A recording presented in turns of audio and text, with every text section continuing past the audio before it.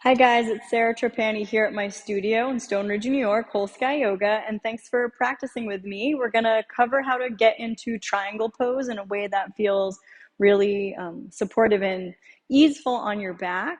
So I recommend starting in our child's pose. So it's helpful to have two blocks available. So if you don't already have blocks ready, you can grab them now. And we're gonna start with a child's pose, and I like to do a few movements forward and back to start to loosen up in the hips a little bit. And so when you inhale, you can come forward, and when you exhale, you press back. And then as you inhale, you can slide your right foot forward to start, right knee is over the heel, and then take your blocks at the highest height, framing the front foot. Tuck the back toes under and lift the left thigh up into the body. Then spin the left heel down, and you have about heel to heel alignment, or even a little bit wider, more like the feet are standing on train tracks, because we want to create a lot of ease in your lower back. The left toes, the back toes, are pointing forward quite a bit toward the front of your mat, so that this left hip point can soften down a little bit toward the mat. And then your right hand is going to be on the block. The block is at the highest height for this version that we're covering today, so that you have some support.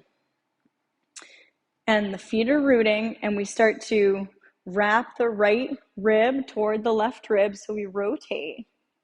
And we allow that left foot to stay connected, and this left hip is turning down just a little bit so that we don't cram or pinch in this lower back, the SI joint. And you can work here. As you press your right leg straight, your right sitting bone, the trajectory is straight back toward the back of your mat.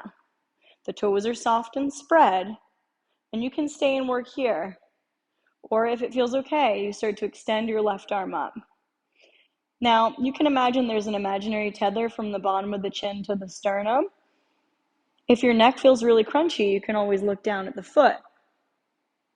If your neck's feeling all right, you start to turn your gaze and look up at the hand in the air. And we stay for 2 to 5 breaths. And really you feel it a lot.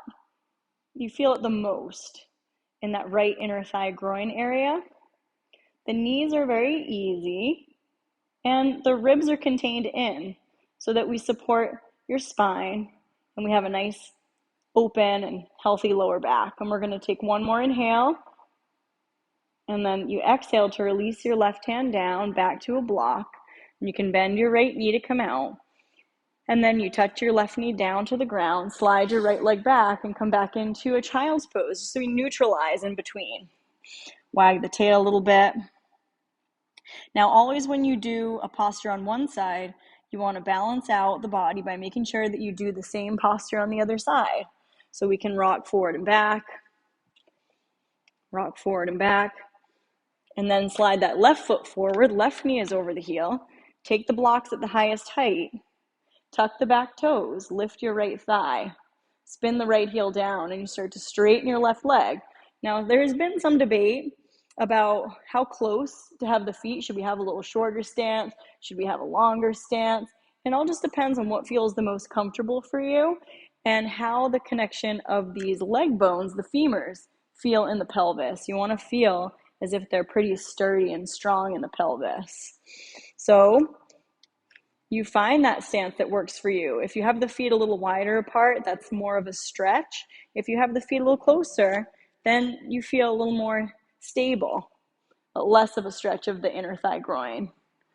Okay, so once you have that foundation from the feet up, 4 corners of the feet pressing, right toes pointing toward the front of the mat quite a bit, you start to wrap the left belly toward the right belly, and you keep extending this left sitting bone straight back toward the back of your mat so that the left butt doesn't poke out. You keep sending that left sitting bone straight back. And then your right hand can be on your hip, or you can extend your right arm up. And again, with the head and neck, you can keep the gaze neutral or even down. Or if your neck's feeling okay, you start to look up at the hand in the air. And then that left elbow doesn't lock out. There's that softness in the elbows, and we find the breath. 3 to 5 breaths is usually a good amount of time to hold a posture, smooth, even breathing. Inhale, you extend a little more from crown to tail, and exhale, release your right hand down, slowly with control. Swing your right heel over the toes, touch your right knee down, slide your left leg back, take child's pose again. Good. So after you do both sides of a posture, it's nice to neutralize your back by taking a symmetrical pose like child's pose or downward dog, and then you let your head rest. Very good. And that's our triangle pose tutorial. It's just a little bit of an easier way to come into triangle pose so that we don't feel as if the hips are getting overloaded and the back feels really supported. So thanks for watching. I'd love to have you subscribe and like this video and share. And if there's other tutorials or poses you want me to do, then let me know. And I look forward to seeing you soon. Have a great day. Bye-bye.